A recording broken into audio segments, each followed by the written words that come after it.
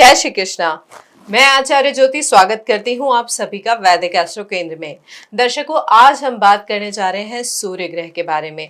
ज्योतिष में सूर्य का स्थान क्या होता है और उनका जीवन पर प्रभाव क्या पड़ता है, किस तरीके से राशि के अनुसार, भाव के अनुसार वो हमारे जीवन को प्रभावित करते हैं, उसे आज हम विस्तार से समझेंगे। लेकिन शुरुआत करने से पहले मैं अपने सभी दर्शकों से अनुरोध करना चाहूंगी कि इस वीडियो को लाइक करें, शेयर करें, बेल बटन दबाकर चैनल को सब्सक्राइब जरूर करें। दर्शकों देखिए, एक बात हमें ना सीधे तौर पे समझनी चाहिए कि सूर्य कोई लकी प्लैनेट नहीं होते हैं। ये वो ग्रह होते हैं जो तय करते हैं कि आप इस दुनिया में एक्चुअली कौन है, आपकी पहचान क्या है, आपके भीतर की वो आग जो आपको सुबह उठाती है, वो होते हैं एक्चुअली में सूर्य।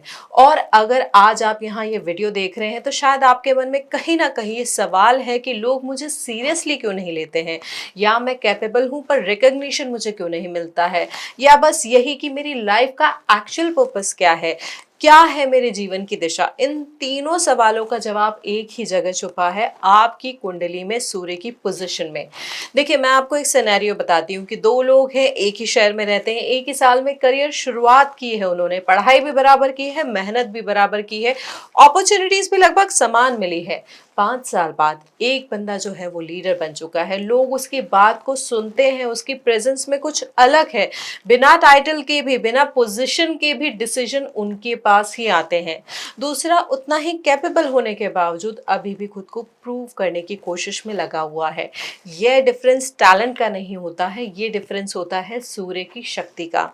सूर्य एक्चुअली में कौन है उसको अगर हम समझे तो देखिए, वैदिक ज्योतिष में सूर्य को नवग्रहों का राजा कहा गया है। लेकिन राजा का मतलब सिर्फ पावर नहीं होता है। राजा वो होते हैं जो डायरेक्शन देते हैं, जिनकी उपस्थिति से पूरा सिस्टम काम करता है, जिनके डायरेक्शन से पूरा सिस्टम काम करता है। सोचिए, सोलर सिस्टम में बाकी सारे ग्रह सूर्य के चारों ओर घूमते हैं, सूर्य किसी के इर्द गिर्द नहीं घूमते हैं। यही उनकी इनहेरेंट अथॉरिटी है। ज्योतिष में भी ठीक यही होता है। देखिए, सूर्य आपकी आत्मा, आत्मविश्वास, जीवनी शक्ति और पहचान के कारक है, इसलिए इन्हें नैसर्गिक आत्मकारक ग्रह भी कहा जाता है। अब टेक्निकली अगर इसे हम समझाएं तो जब किसी की कुंडली में सूर्य बलवान होते हैं, उस व्यक्ति को अपनी पहचान के लिए ट्राई नहीं करना पड़ता है, वो नेचुरली होते हैं, इतनी उनकी पहचान खुद से बनती है। जैसे सूरज को चमकने के लिए एफर्ट नहीं लगाने पड़ते हैं, वो तो बस चमकते हैं। और जब सूर्य कमजोर हो जाए, पीड़ित हो जाए, अशुभ प्रभाव में आ जाए, तो वही इंसान सेम आईक्यू, सेम बैकग्राउंड महसूस करता है कि लोग उसे सीरियसली नहीं ले रहे हैं। उसकी आवाज़ कमरे में कहीं खो जाती है, उसे लगता है कि उसकी काबिलियत दिखती ही नहीं किसी को। ये साइकोलॉजी नहीं है, ये ज्योतिष है। और हाँ, एक और टेक्निकल पॉइंट की अगर हम बात करें यहाँ पर, तो सूर्य को एक क्रूर ग्रह समझा जाता है, यानी नेचुरली हार्श समझा जाता है। इसका मतलब ये बिल्कुल नहीं है कि सूर्य बुरे होते हैं, क्रूरता उनमें ज्यादा होती है, नकारात्मक प्रभाव होता है। देखिए, क्रूरता से यहाँ इस सेंस में है कि सूर्य कोई कॉम्प्रोमाइज नहीं करते हैं, वो अपनी एनर्जी पूरी इंटेंसिटी से देते हैं, चाहे आप उसके लिए रेडी हैं या नहीं हैं। जैसे असली मेंटर वो नहीं है जो सिर्फ तारीफ करे, असली मेंटर वो है जो सच बोले, भले ही आपको वो कड़वा लगे। देखिए, सूर्य की जो कारक तत्व है, अगर हम उसको समझिए, जो बेसिक मैंने आपको टेक्निकल चीज़ें समझाई हैं, ये समझने के लिए कि बेसिकली आधार क्या है, होता क्या है, नेचुरली अगर हम समझे तो सूर्य होते क्या हैं। अब इसमें कारक तत्व को अगर हम समझे तो सूर्य सबसे पहले और सबसे पावरफुल कारक तत्व है हमारी आत्मा के। इन्हें सोल भी कहा जाता है, सोल के कारक भी होते हैं। बेसिकली वो इनर वॉइस होती है जो आपको बताती है आप यहाँ किस लिए आए हैं, आपकी लाइफ पर्पस एक्चुअली क्या है। आपने ऑब्जर्व किया होगा कि कुछ बच्चे 15-16 साल की उम्र में ही क्रिस्टल क्लियर होते हैं कि मुझे आईएएस बनना है, मुझे आर्मी में जाना है, कोई कंफ्यूजन नहीं, कोई डाउट नहीं। ज्योतिष दृष्टि से हम देखें तो अक्सर ऐसी कुंडलियों में सूर्य बलवान मिलते हैं, क्योंकि सूर्य लक्ष्य की स्पष्टता देते हैं। जब सूर्य कमजोर हो तो इंसान 35 साल का होकर भी पूछता रहता है कि मैं करूं क्या अपनी लाइफ में। लेकिन यहाँ एक इम्पॉर्टेंट बात और है, आत्मा का मतलब सिर्फ स्पिरिचुअल नहीं होता है। आत्मा यानी आपकी कोर आइडेंटिटी, वो फंडामेंटल सेंस ऑफ सेल्फ जो कहता है कि मैं हूं और मेरा होना मैटर करता है। जिस व्यक्ति का, जिस जातक का सूर्य स्ट्रांग है, उसे किसी के अप्रूवल की ज़रूरत नहीं होती है, अपनी एग्जिस्टेंस को वैलिडेट करने के लिए भी नहीं। वो किसी कमरे में जाए, सैलरी, स्टेटस, टाइटल कुछ भी नहीं बताते, फिर भी उनकी प्रेजेंस फील होती है। यह गिफ्ट होता है सूर्य का, और इसका रिवर्स भी सच होता है। देखिए, कमज़ोर सूर्य वाला जो इंसान होता है, कॉन्स्टेंटली दूसरों से ये कन्फर्म कराता है, वैलिडेट कराता है, मैं ठीक कह रहा हूँ ना, मेरा डिसीजन सही है ना, लोग मेरे बारे में क्या सोचते हैं। बार बार ये एक्सटर्नल वैलिडेशन की डिपेंडेंसी सूर्य की कमजोरी का सिग्नेचर होता है। सूर्य के दूसरे कारक तत्व की बात करें तो वो होते हैं आपके पिता। लेकिन पिता का मतलब यहाँ पर केवल बायोलॉजिकल फादर से नहीं है। पिता यहाँ एक सिंबल है अथॉरिटी का, डिसिप्लिन का, गाइडेंस का। जब सूर्य मजबूत हो तो पिता का व्यक्तित्व ना प्रभावशाली होता है। गवर्नमेंट सर्विस में होते हैं, आर्मी में होते हैं, एडमिनिस्ट्रेशन में होते हैं, या कोई ऐसी फील्ड जहां अथॉरिटी और रिस्पेक्ट हो, और उस एनवायरनमेंट में पला बड़ा इंसान नेचुरली लीडरशिप को कंफर्टेबल जोन की तरह देखता है। देखिए दर्शकों, इसे हम प्रैक्टिकली समझे तो जिस घर में डिसिप्लिन होता है, जहां बड़ों की बात सुनी जाती है, जहां एक स्ट्रक्चर होता है, उस घर के बच्चे कॉर्पोरेट दुनिया में भी स्ट्रक्चर क्रिएट करना जानते हैं। यह होता है सूर्य का असली खेल। जब जब सूर्य पीड़ित होते हैं, शनि से दबे होते हैं, राहु केतु के प्रभाव में होते हैं, तो क्या होता है, पिता के साथ रिलेशनशिप कॉम्प्लिकेटेड हो जाते हैं। या तो पिता एब्सेंट रहते हैं, या बहुत हार्श होते हैं, या फिजिकली प्रेजेंट होने के बावजूद इमोशनली दूर रहते हैं। और ये पैटर्न बाद में उस इंसान के बॉस के साथ, अथॉरिटी फिगर के साथ, यहाँ तक कि सरकारी सिस्टम के साथ भी रिपीट होता है। इसीलिए ज्योतिष में सूर्य इतने ज़्यादा इम्पॉर्टेंट है। और यहाँ पे एक और चीज़ अगर मैं आपको बताऊँ, देखिए, क्योंकि ये हमारे सबसे पहले अथॉरिटी फिगर, पिता से हमारे रिलेशनशिप का मिरर होते हैं, इसलिए इनका प्रभाव और भी ज़्यादा हमारे जीवन में मायने रखता है।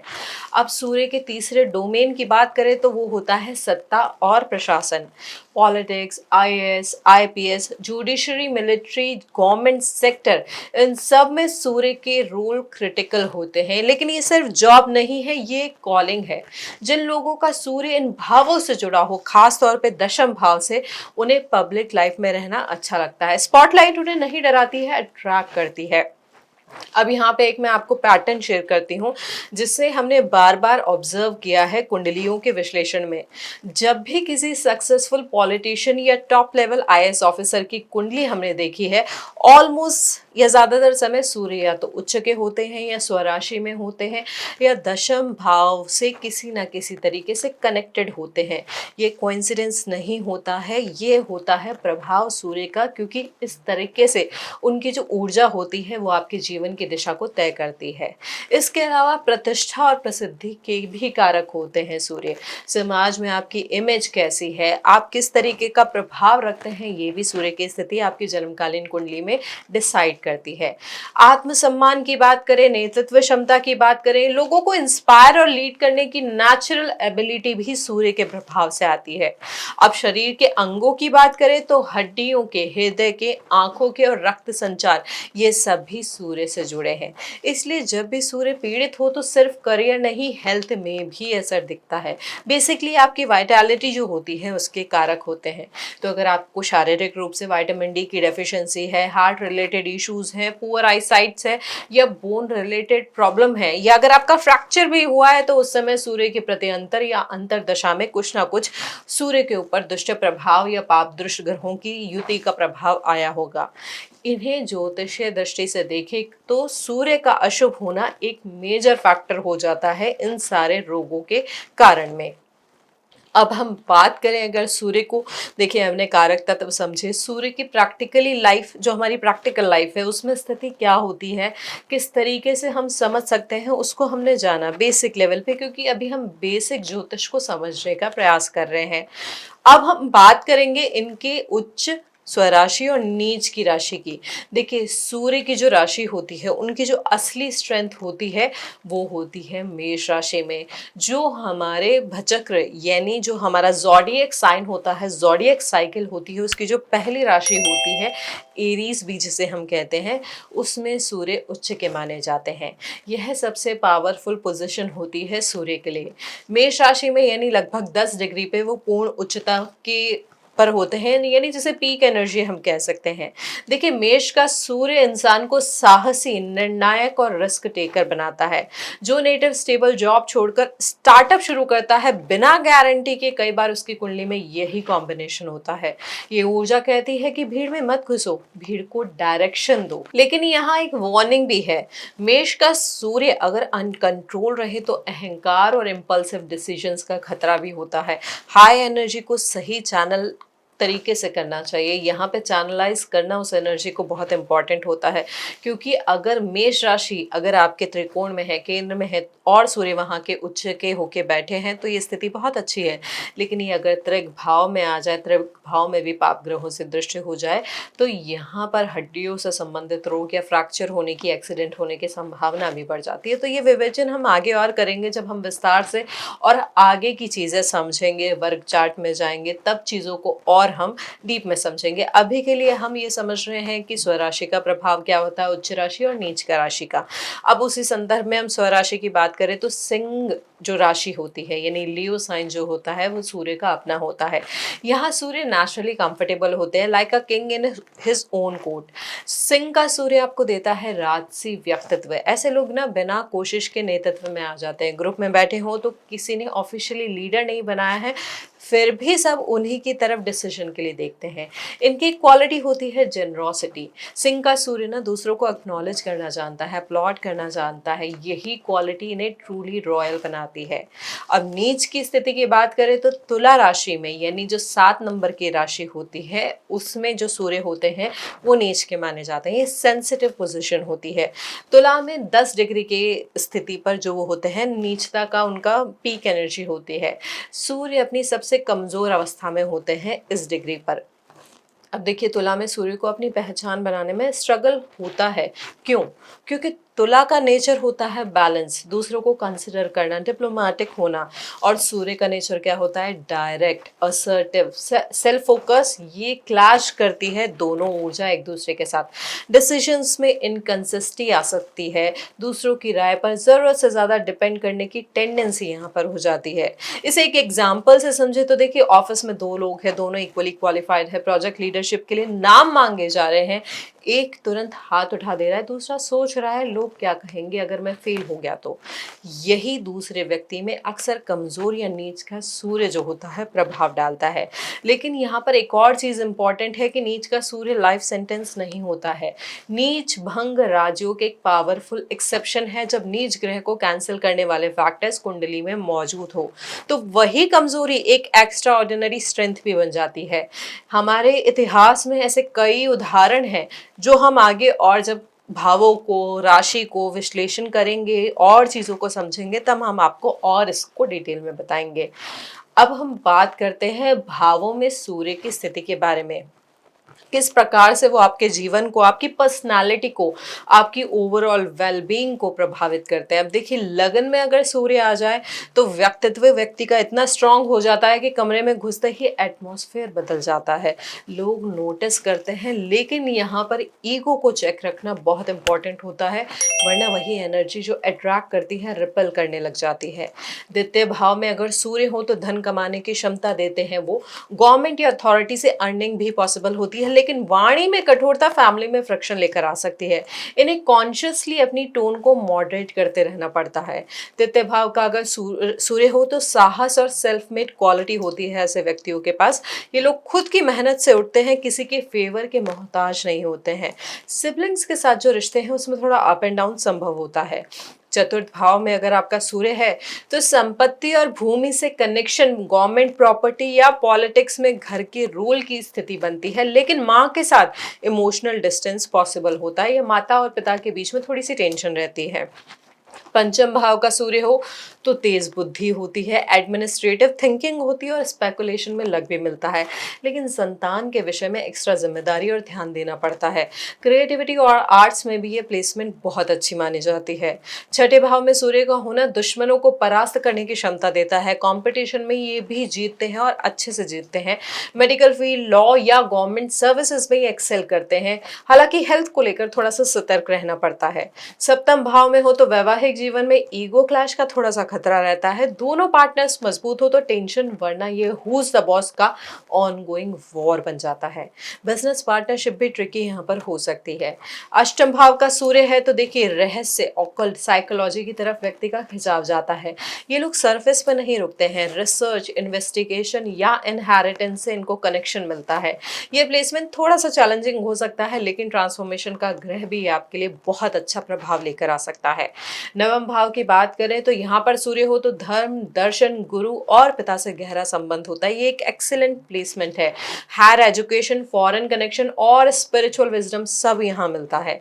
दशम भाव का सूर्य हो तो ये सबसे पावरफुल प्लेसमेंट में से एक है। करियर में अथॉरिटी, रिकॉग्निशन, प्रतिष्ठा सब कुछ इसकी वजह से मिलता है। गवर्नमेंट जॉब्स, पॉलिटिक्स या किसी भी पब्लिक फेसिंग रोल में ये कॉम्बिनेशन एक्सेप्शनल रिजल्ट दे सकता है। एकादश भाव में अगर आपका सूर्य है तो बड़े गेन्स, इन्फ्लुएंशियल नेटवर्क और समाज में पहचान आपको मिल सकती है। आपके बड़े भाई बहन से आपको सपोर्ट भी मिलता है या खुद आप एक इन्फ्लुएंस बढ़ने की कैपेसिटी रखते हैं। द्वादश भाव का सूर्य हो तो विदेश, आध्यात्मिकता या इनर वर्ल्ड की तरफ जर्नी आपकी जाती है। ये प्लेसमेंट ना बाहरी दुनिया से थोड़ा डिटैच जरूर कर देता है, लेकिन इनर विजडम और स्पिरिचुअल डेप्थ भी देता है। अब यही ब्रीफली हम थोड़ी सी चीज और समझेंगे कि राशियों के अनुसार क्या प्रभाव होता है। जैसे हमने भावों के अनुसार तो समझ लिया, लेकिन राशि के अनुसार क्या प्रभाव होता है उसको भी थोड़ा सा जान लेते हैं। मेष राशि का सूर्य होगा तो साहसी, डायरेक्ट, कोई फिल्टर नहीं, बोलेंगे वही जो सच होगा, जो सोचेंगे। वृषभ का अगर सूर्य है तो प्रैक्टिकल होंगे, ग्राउंडेड होंगे, स्लो बट स्टडी होंगे, इन्हें रश करना पसंद नहीं होता है।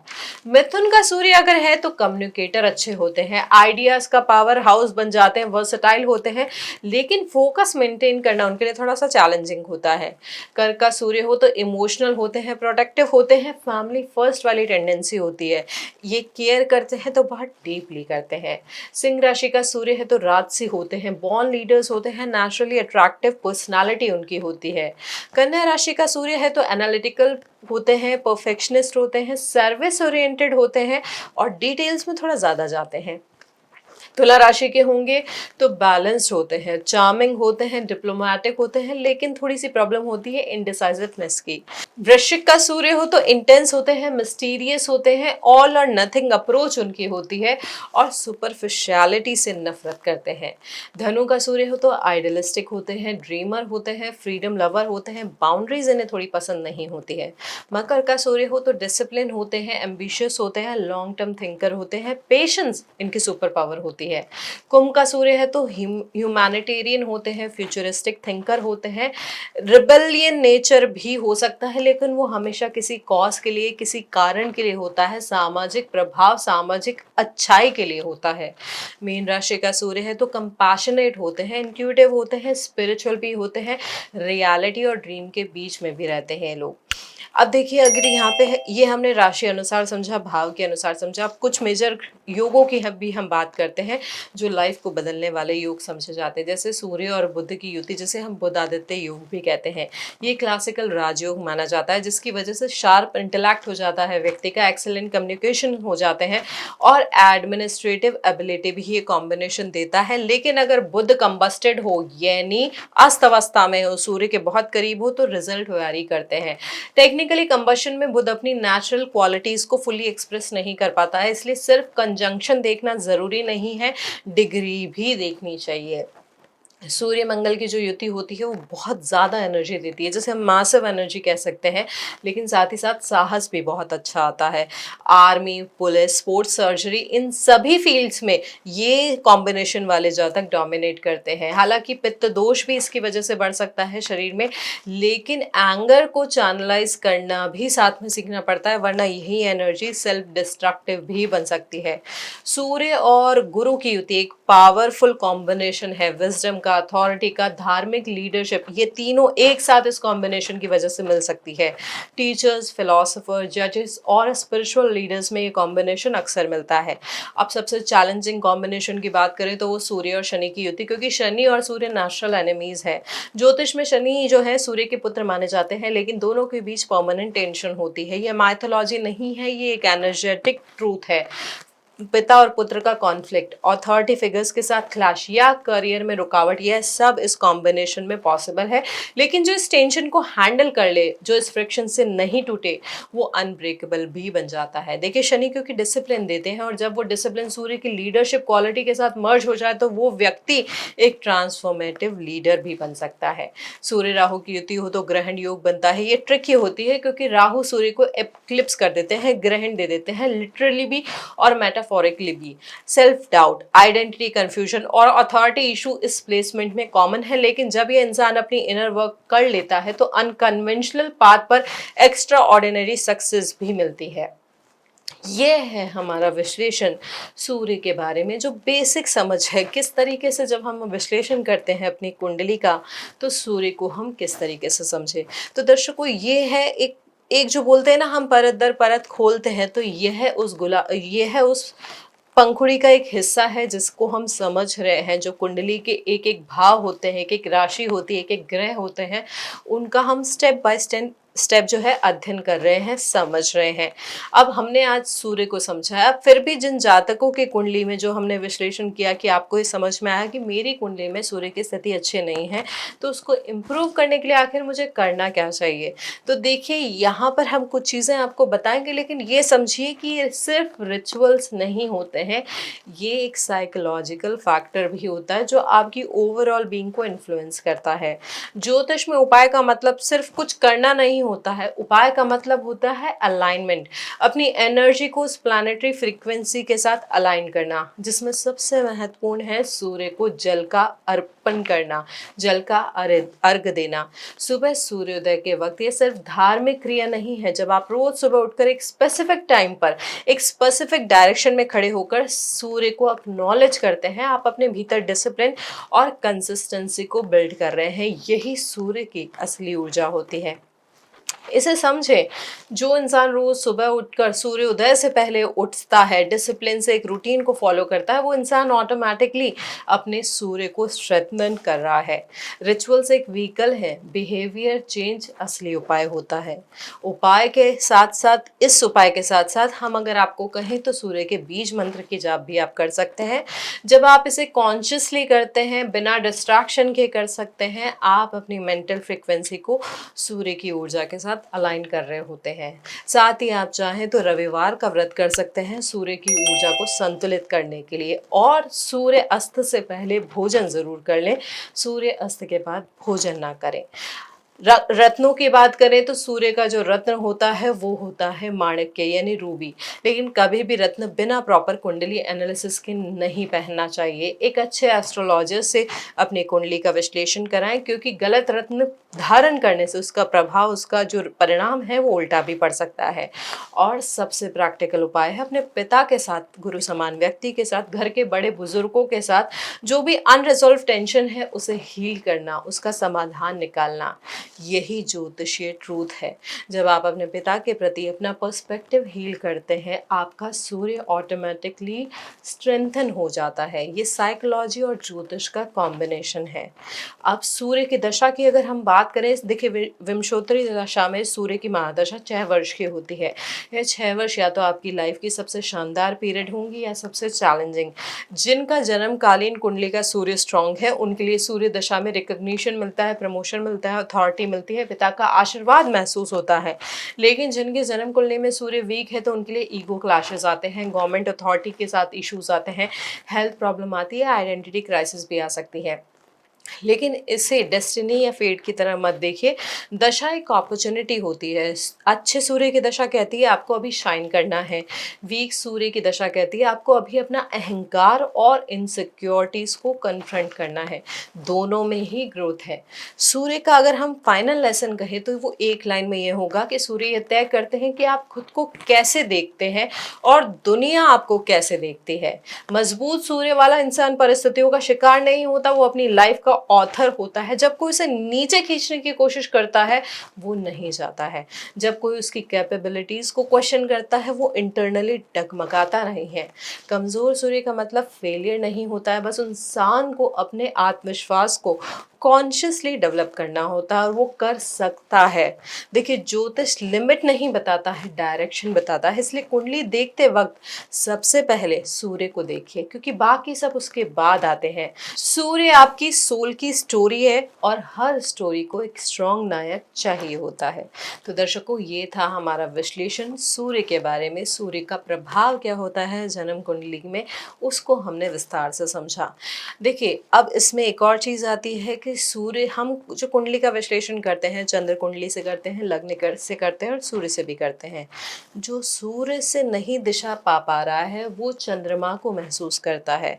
सूर्य अगर आपकी आत्मा है तो चंद्रमा आपका मन है। और ऑनेस्टली ज़्यादातर लोगों की लाइफ प्रॉब्लम चंद्रमा ही में ही छुपी होती है। Anxiety, over thinking, emotional pattern जो रिपीट होते हैं, रिलेशनशिप जो सेम मिस्टेक्स दोहराती है।